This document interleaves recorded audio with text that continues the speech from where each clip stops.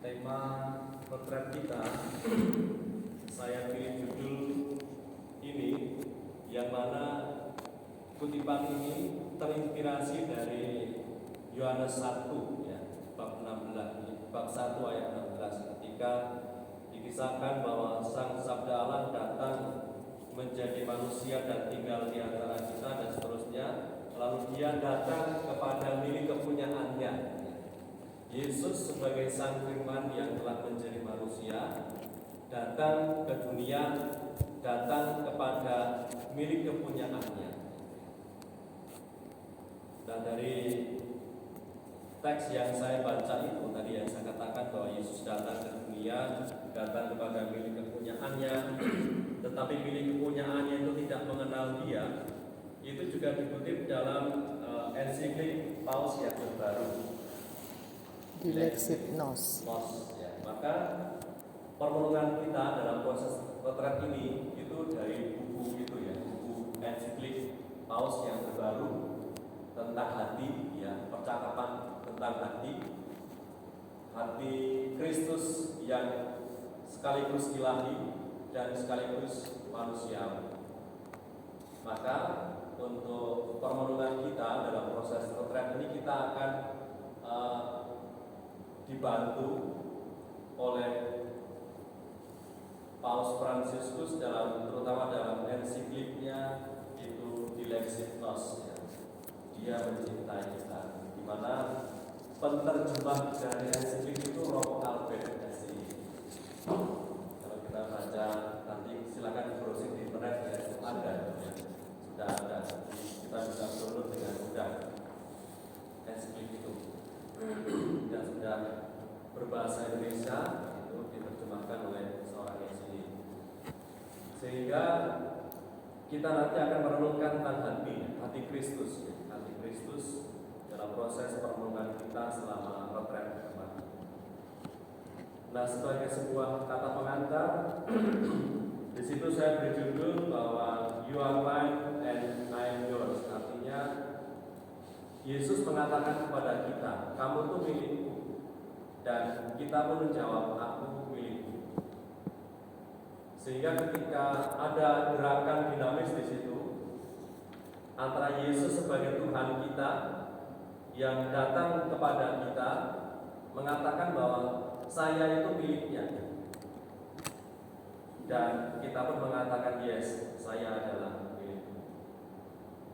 Dan harapannya nanti selama proses potret ini ada sebuah percakapan hati antara Tuhan Yesus dan antara saya.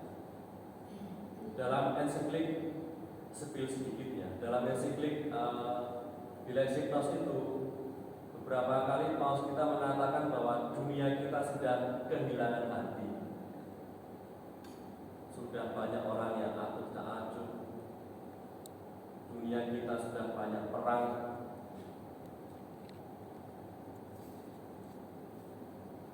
Maka Paus kita mengatakan baik kalau kita kembali untuk melihat hati kita masing-masing.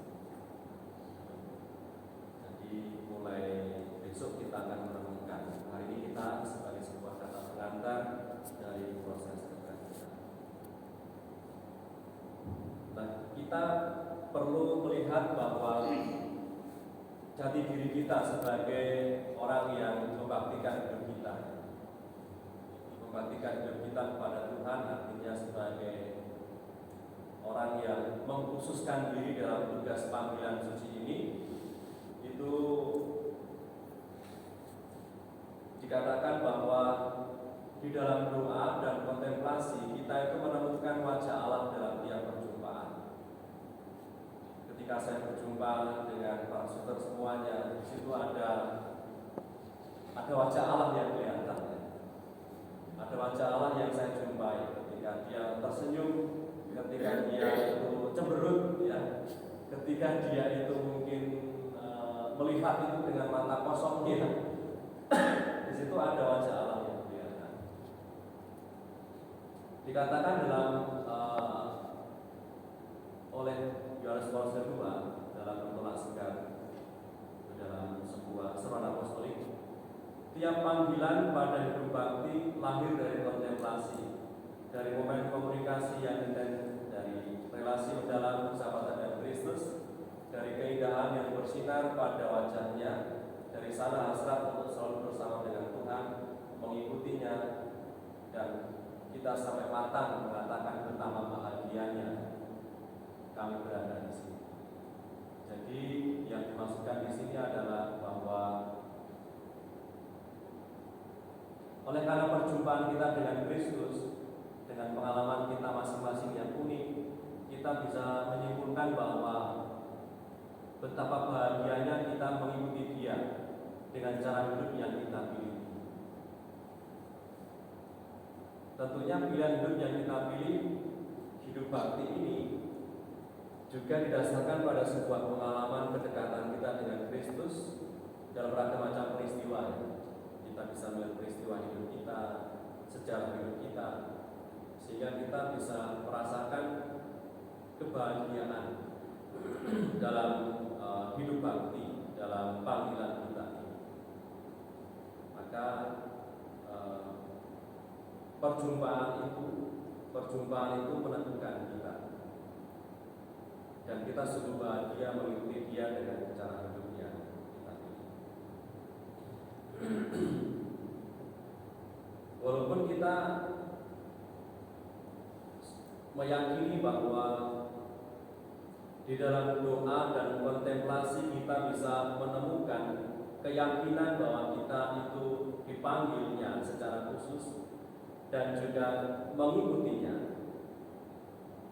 Tetapi kita juga menemukan bahwa kita seringkali asik dengan kesibukan dan rutinitas harian kita, sehingga kita melupakan yang penting untuk hidup bakti kita, hidup doa dan kontemplasi. Karena dalam hidup doa dan kontemplasi itu kita bisa disegarkan lagi lewat perjumpaan dengan Allah yang lebih dulu memanggil kita, lebih dulu menggerakkan kita.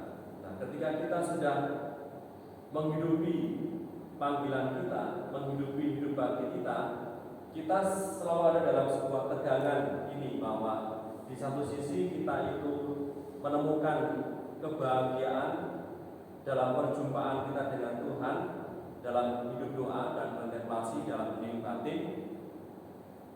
Tetapi di sisi lain kita seringkali merasa senang ketika diri kita itu sibuk dengan rutinitas harian yang kita alami, yang kita lakukan. Kesibukan kegiatan harian sering menghayukan kita, sehingga kita merasa bahwa cukup telah mendedikasikan hampir seluruh waktu kita untuk pelayanan. Tenggelam kita, godaan kita adalah tenggelam dengan kesibukan pastoral dan pelayanan.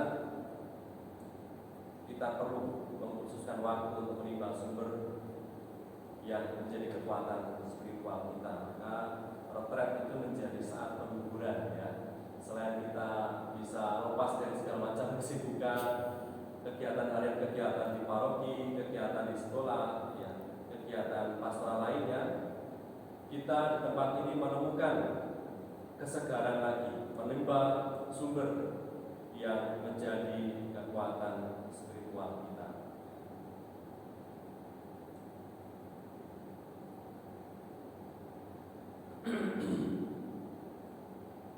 Saya senang dengan dua gambar ini, ya. Ada HP jadul yang sebelah kiri dan HP modern, ya, yang smartphone yang sebelah kanan. Sekarang kita hampir semua menggunakan yang smartphone ini. Kalau HP jadul dulu, saya belum mengalami HP jadul, ya. Karena dulu ketika munculnya HP jadul itu pada saat itu belum boleh pegang HP, ya. Ketika saya ngalamin yang ini nih, ngalamin yang Nokia ini. HP-nya HP jadul, ya.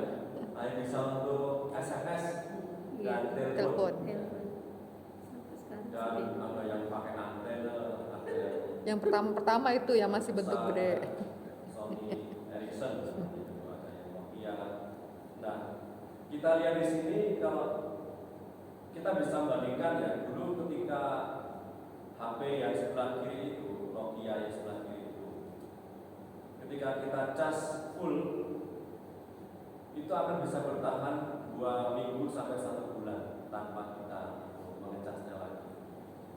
Tetapi kalau HP kita yang sekarang ini ya, 1 hari full gas habis. pagi, 1 hari nggak sampai. full gas pagi, sore jam 4 itu mungkin sudah daduk ya. Apalagi kalau kita itu pakai semuanya, kita buka semua aplikasi, kita pakai telepon, kita pakai video call, kita pakai buka aplikasi macam-macam, aplikasi Instagram, TikTok, ya, Facebook, semua on gitu ya. Maka mungkin setengah hari itu sudah low batt. Sehingga dari sini kita bisa melihat bahwa rohani kita, bahkan juga jasmani kita, lama-lama juga akan terkuras tenaganya ketika kita disibukkan dalam beragam macam kegiatan. Kita sibuk dengan tugas masing-masing, dan sekalipun itu kegiatan rohani, sekalipun bisa juga raga kita juga lelah juga ya, ketika kita melayani sesuatu yang menurut kita rohani juga. Misalnya contohnya saya di sini ya, saya melayani di sini ya, kegiatannya semua kegiatan rohani, retret, rekoleksi. Ketika bulan Februari kemarin, Januari akhir hingga Maret awal itu retret itu bertubi-tubi datang ya. Dan kami bersyukur bahwa boleh melayani banyak siswa-siswi, sehingga kesibukan kegiatan harian itu juga bisa menguras tenaga kita, baik secara rohani maupun secara jasmani, sehingga dalam retret ini kita bisa menemukan keheningan supaya kita bisa terkoneksi lagi dengan sang sumber kekuatan itu ya, yang bisa menjadikan kita kuat lagi untuk melangkah menapaki hari-hari kita. Maka dalam proses retret ini kita terkoneksi lagi dengan Tuhan Yesus. Kita terkoneksi lagi dengan kegiatan-kegiatan doa yang bisa menyegarkan kita untuk bisa melangkah lagi dalam kesegaran. Sehingga dalam proses retret ini kita ingin mencoba menemukan ini ya, menemukan ketersambungan lagi rohani kita, bahkan juga jasmani kita itu terkoneksi lagi dengan Kristus Tuhan, dan kita menemukan kesegaran ya, menemukan kesegaran dan kekuatan.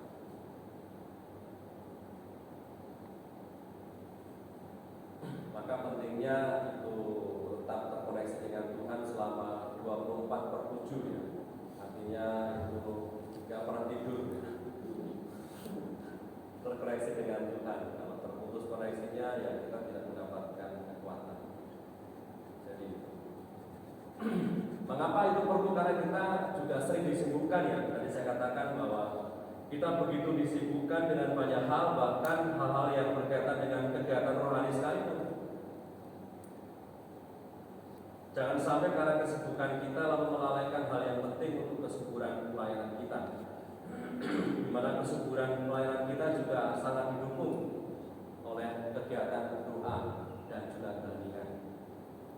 Sehingga doa dan keheningan itu, terutama dalam proses retret ini, menjadi syarat yang tidak bisa diabaikan. Karena dari doa dan keheningan itu kita bisa menemukan ya, sumber kekuatan dari karya-karya pelayanan kita atau karya kerasulan kita.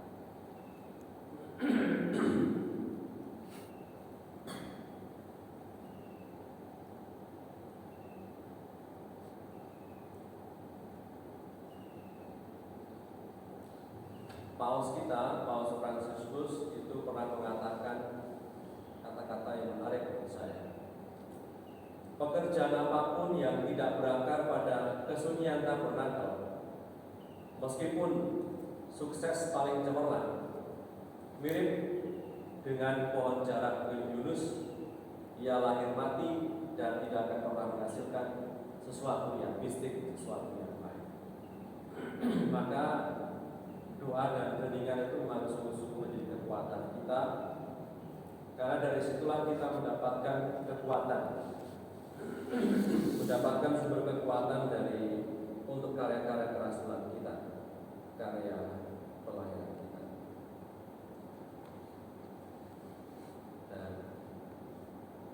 Dan itulah mengapa ketika dalam jadwal yang kita susun itu juga kita setiap siang itu kita beradorasi, karena memang seperti dikatakan dalam Vita Konsekrata yang nomor 38 dikatakan bahwa kita semua dipanggil untuk menjadi kudusnya dengan cara hidup kita. Dan panggilan kita untuk menjadi kudus itu hanya dapat dipupuk dalam keheningan adorasi di hadapan transendensi Allah yang tak terbatas. Kita harus mengakui bahwa kita semua membutuhkan keheningan ini yang dipenuhi dengan kehadiran Dia yang dipuja dalam teologi untuk memanfaatkan sepenuhnya jiwa spiritual dan spiritualnya sendiri dalam doa, agar kita tidak pernah lupa bahwa melihat Tuhan berarti turun gunung dengan wajah yang begitu berseri-seri sehingga kita wajib menutupinya dengan gunung. Artinya bahwa dalam keheningan adorasi itu kita menemukan kehadiran Dia yang agung. Dan seperti pengalaman Musa yang ketika berjumpa dengan Tuhan membawa dua batu, wajahnya itu bersinar-sinar, maka harapannya wajah kita ketika kita selesai retret ini menjadi glowing. Karena kita beradorasi, berekaristi di tempat ini, renungan, refleksi, kita menimba semangat dan kekuatan. Wajahnya seperti Musa yang bersinar-sinar. Lalu ditanya orang, skincare-nya apa? Skincare-nya apa?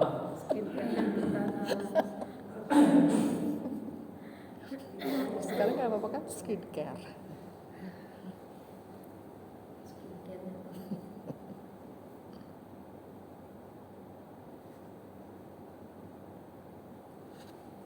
Di dalam adorasi atau di dalam doa itu juga kita bisa pahami sebagai waktu untuk berada tinggal bersama dengan Tuhan agar Dia bisa bertindak di dalam diri kita.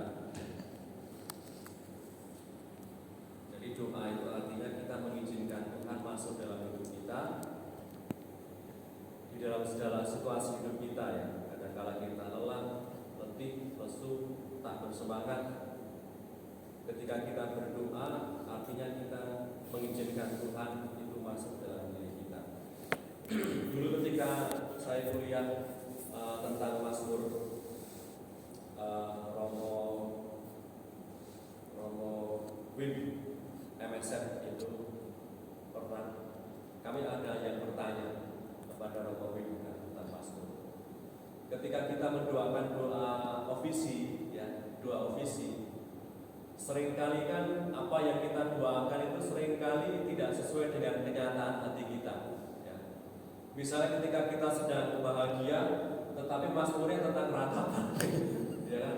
Mazmur tentang ratapan. Atau sebaliknya, ketika kita sedang sedih, malah mazmur tentang sorak-sorai. Lalu bagaimana Romo bisa menanggapi? Dia mengatakan menanggapi demikian. Menurut saya sangat menarik. Doa ofisi itu adalah doa gereja. Gereja itu siapa? Gereja itu kita semua yang percaya kepada Yesus. Maka, kalaupun kita itu ketika kita mendoakan mazmur dan isi dari ayat-ayat mazmur itu tidak sesuai dengan kenyataan kita, tetapi doa itu menjadi doa bagi mereka yang mengalami situasi yang sedang dialami. Misalnya, ketika saya mendoakan doa saya sedang bahagia karena sedang mendapatkan misalnya hadiah dari provinsial. Harusnya mazmurnya itu tentang pujian, tentang kebahagiaan, tapi mengapa tentang ratapan?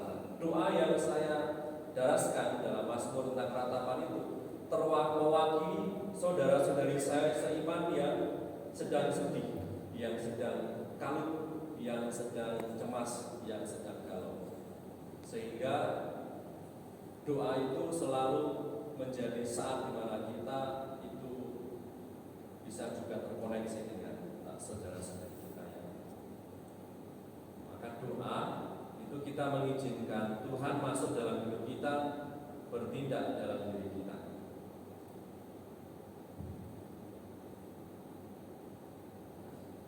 Sebagaimana Dia pernah membuat dirinya hadir dalam hidup sehari-hari, karena Tuhan Yesus pernah dikandung, dilahirkan, dibesarkan, ya, sama seperti kita. Dia pun tetap hadir sekarang ini dalam hidup sehari-hari, di mana Ia berlanjut menampakkan wajah-Nya. Maka di dalam sabda Tuhan yang akan kita renungkan di dalam proses retret ini, lewat doa, adorasi, ekaristi, kita diajak untuk mengenali kembali kehadiran-Nya. Dan setelah retret ini kita juga akan bisa melatihnya melalui kegiatan amal kasih yang bisa kita tunjukkan kepada sesama.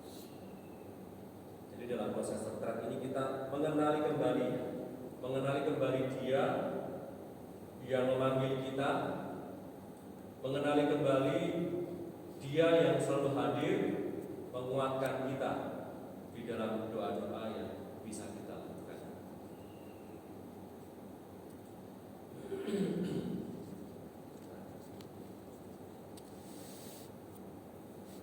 Doa dan keheningan itu sebagai suatu hal yang saling terkait dan tidak bisa dialihkan, bahwa keheningan itu memberikan kesempatan bagi kita untuk merenung, menyelami diri sendiri dan mendengarkan hati. Kita akan mendalami tentang ensiklik tentang hati Kristus, dan dalam keheningan ini kita akan bisa juga mendengarkan hati kita, lubuk hati kita yang terdalam. Dalam keheningan kita dapat menemukan damai dan kekuatan yang mungkin sulit ditemukan dalam kebisingan dunia. Ini adalah saat di mana kita bisa menyatukan pikiran, jiwa, dan hati kita dengan Tuhan, mencari petunjuk dan kebijaksanaan dalam setiap langkah yang akan kita ambil. Dalam keheningan kita bisa menemukan inspirasi. Nanti saya kalau ketemu murid saya itu, saya harus mengatakan apa? Ketika saya mengajar, nanti bagaimana caranya untuk bisa mengajar dengan baik dan seterusnya. Kita bisa menemukan inspirasi dalam sebuah keheningan.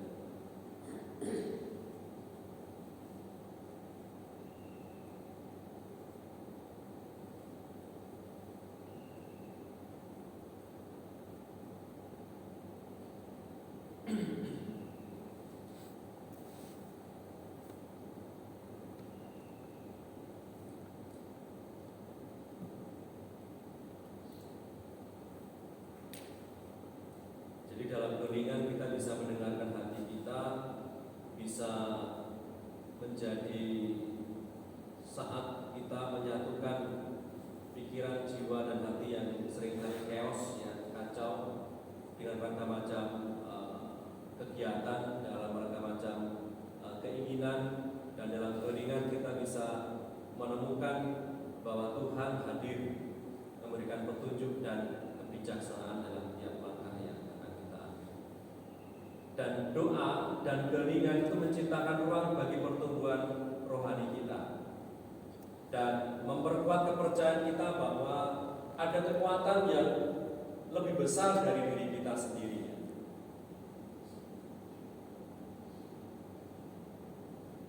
Kecenderungan kita itu seringkali mengandalkan hanya diri sendiri dalam berbagai macam kegiatan. Dan kita diajak dalam proses retret ini untuk menemukan bahwa ada kekuatan yang lebih besar, yakni Kristus Tuhan kita.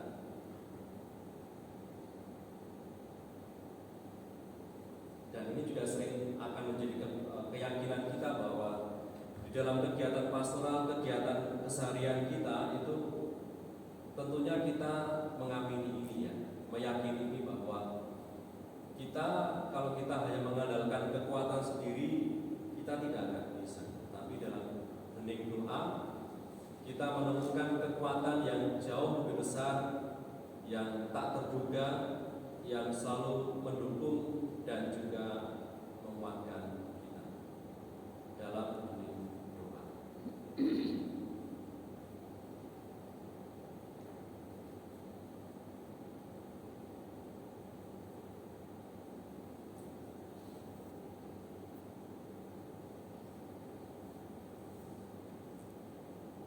Kita akan mencari inspirasi untuk mengawali proses retret kita ini dari kisah Maria dan Marta. Pas ini ya, 5 ayat berarti satu-satu.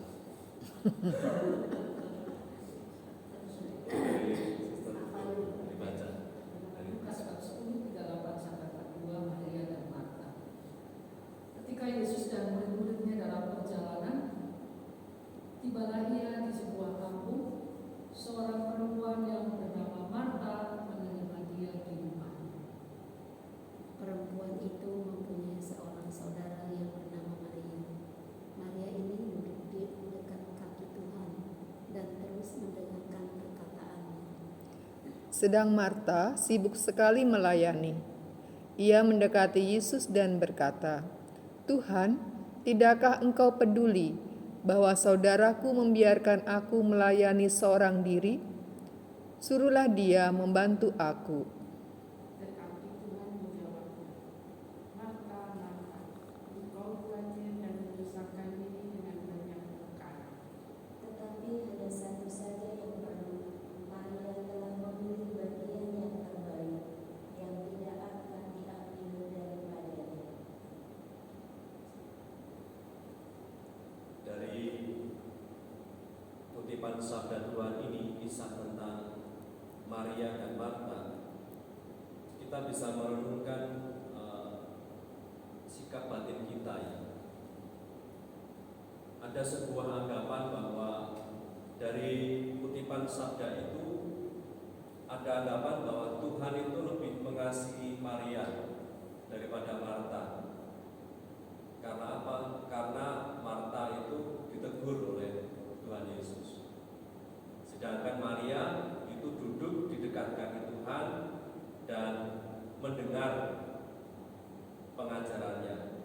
Dan dikatakan bahwa Maria telah memilih bagian yang terbaik. Jadi karena Tuhan Yesus menegur Marta, itu sebagai tanda bahwa Tuhan Yesus itu lebih mengasihi Maria daripada Marta. Nah, apakah benar anggapan ini bahwa Tuhan Yesus itu lebih mengasihi Maria daripada Marta?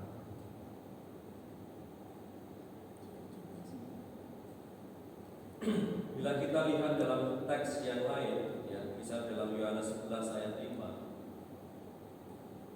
dikatakan di situ Yesus memang mengasihi Marta dan kakaknya dan Lazarus. Yesus mengasihi ketiganya, bahkan Marta itu disebut sebagai yang pertama.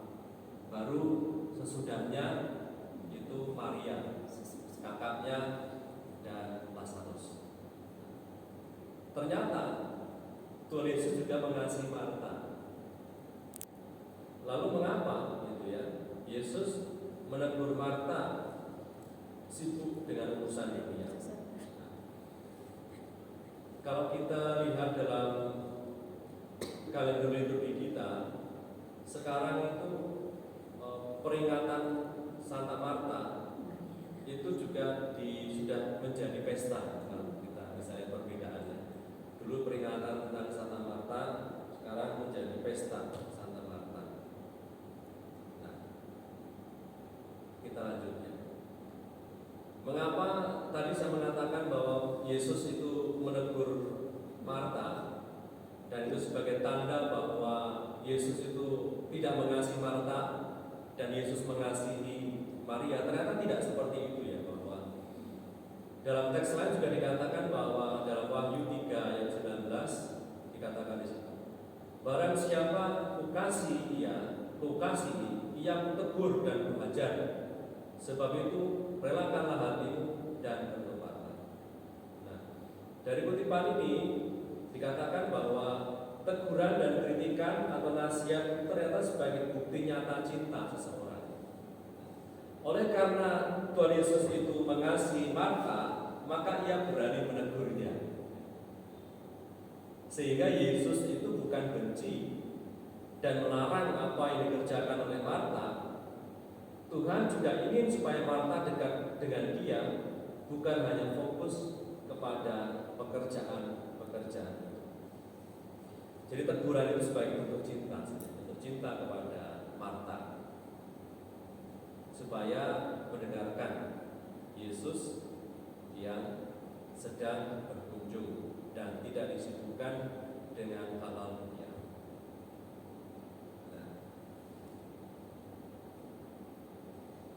mengapa Marta ditegur oleh Yesus? Karena waktunya Tuhan itu tinggal sebentar lagi, karena dia akan dalam perjalanan menuju ke Yerusalem ya. Ini dikatakan tadi, ketika Yesus dan murid-muridnya dalam perjalanan, ini sebenarnya dalam perjalanan menuju Yerusalem.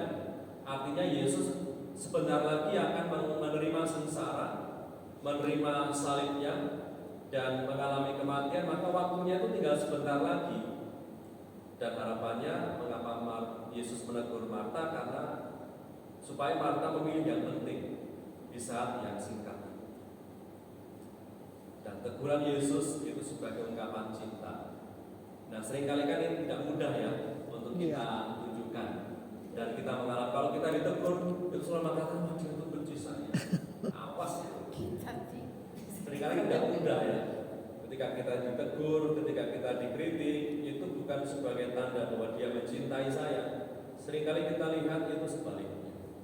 Nah, ternyata seperti yang dialami oleh Marta, teguran Yesus dengan mengatakan tadi, Marta, Marta, kamu itu sibuk dengan pekerjaan, tapi hanya satu saja yang perlu. Ternyata teguran itu sebagai bentuk cinta, supaya Marta tahu fokusnya lebih utama itu.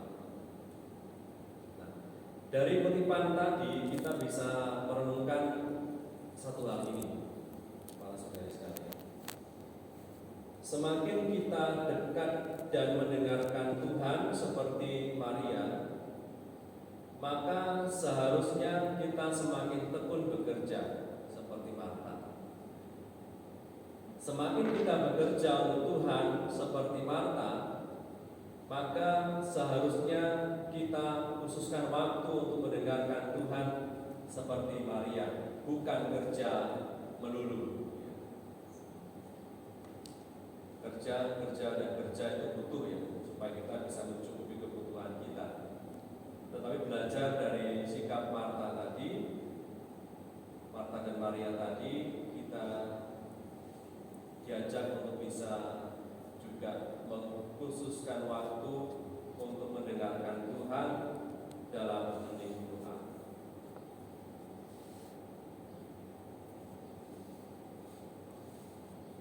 Saya tuliskan di situ ada kutipan kecil, katakan di situ, semakin kita banyak berdoa, semakin tekun pula kita bekerja.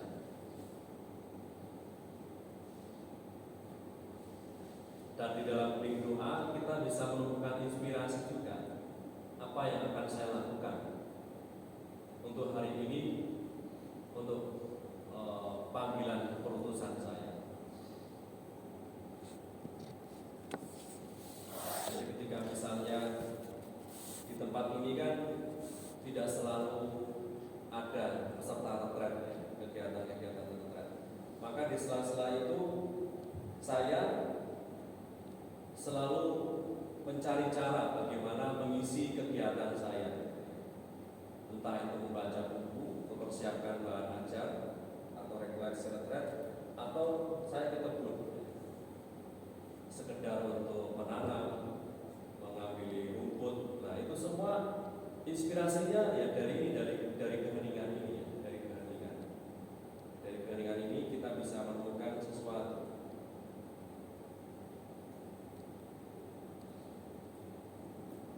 Pelayanan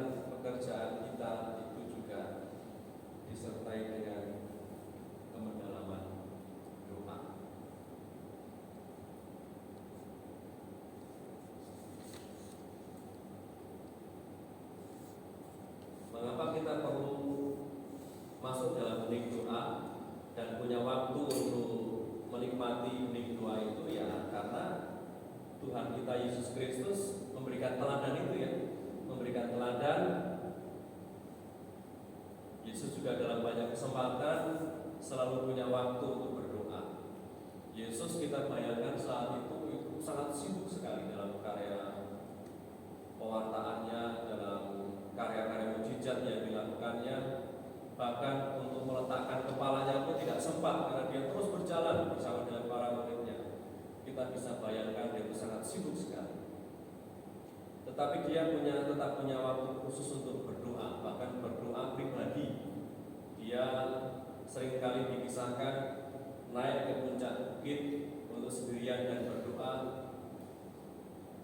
Maka dalam banyak kesempatan Tuhan Yesus tidak sekedar untuk mengajak mereka itu berdoalah dan berjaga-jagalah, tetapi Tuhan Yesus sungguh-sungguh menghidupi dan berikan teladan pentingnya berkomunikasi dengan Allah Bapa dalam hening doa. Dalam kesempatan-kesempatan yang penting juga Yesus membawanya dalam doa ketika sebelum memilih ke-12 muridnya, ketika di tengah kesibukan pelayanan itu Tuhan Yesus selalu punya waktu untuk berdoa.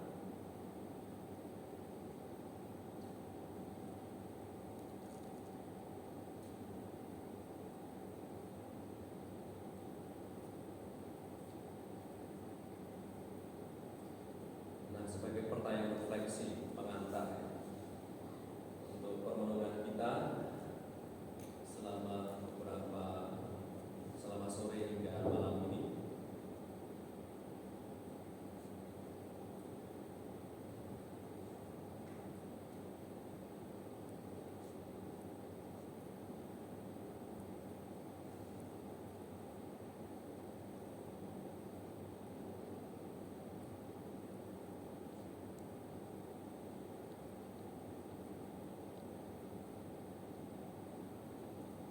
apakah kita sudah merasa bahwa hidup kerohanian dan kerasulan kita berjalan seimbang?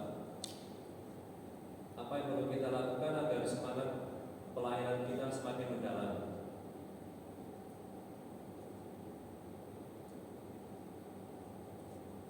Dan mengalir dari buah-buah doa, keheningan dan kontemplasi kita.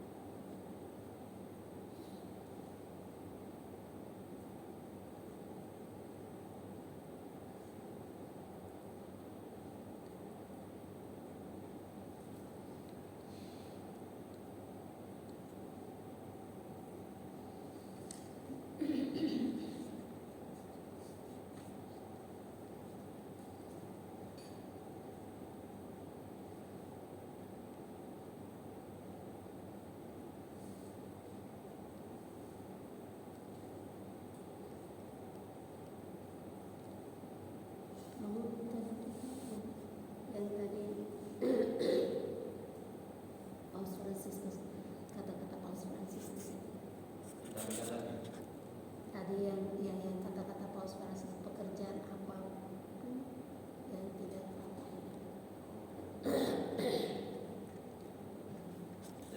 yang tidak berakar.